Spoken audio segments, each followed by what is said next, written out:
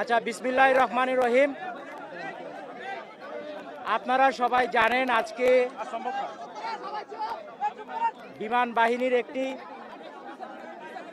F-7 fighter aircraft আনুমানিক 1টার দিকে আমাদের মাইলস্টোন স্কুল অ্যান্ড কলেজের দিয়াবাড়ি উত্তর শাখার দোতলা স্কুল ভবনে ক্র্যাশ ল্যান্ডিং করেছে।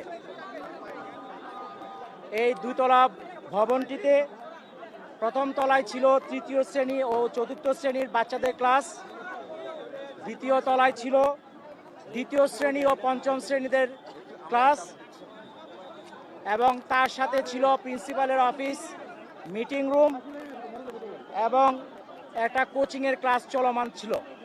তবে ওই ক্র্যাশ ল্যান্ডিং যখন হয় তখন স্কুল ছুটি হয়ে গিয়েছিল, এবং ওই সময় যে জায়গায় টিচার্স রুমের সাথে যে ল্যান্ডিংটা হয় আঘাত করে, ওই জায়গায় বাচ্চা কাচ্চারা জড়ো হয়েছিল এবং তাদের সাথে হয়তো কিছু অভিভাবকও ছিল। আমরা fire service and civil defence crash landing হয়েছে আনুমানিক 1টার দিকে, 1:08-এর মধ্যে আমরা খবর পাই এবং আমাদের 1:22-এর মধ্যে দ্রুত আমাদের এখানে ইউনিট পৌঁছে যায় এবং উদ্ধার কার্যক্রম শুরু করে। আমাদের মোট 9টা ইউনিট এখানে কার্যক্রম করেছে। বর্তমানে আগুন সম্পূর্ণ নির্বাপন অবস্থায় আছে এবং আমরা উদ্ধার কার্যক্রম চালাচ্ছি। উদ্ধার কার্যক্রম একটু আগে আপনারা দেখেছেন, ক্রেন নিয়ে যাওয়া হয়েছে এয়ারক্রাফটের পিছনের যে ফিউজিলাজ বলে ওই অংশটাকে টেনে বের করার জন্য।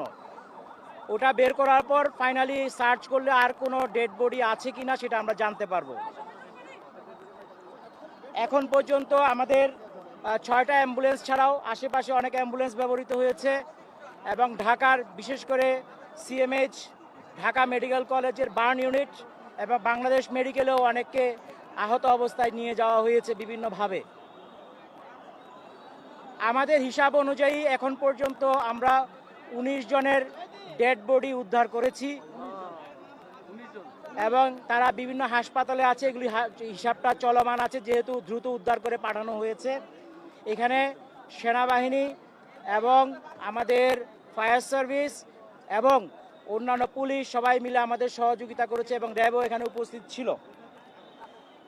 আমাদের উদ্ধার কাজ চলমান আছে এবং আশা করছি এটা খুব শীঘ্রই শেষ হয়ে যাবে, হলে আমরা টোটাল ক্ষয়ক্ষতির ফিগারটা আপনাদেরকে বলতে পারবো।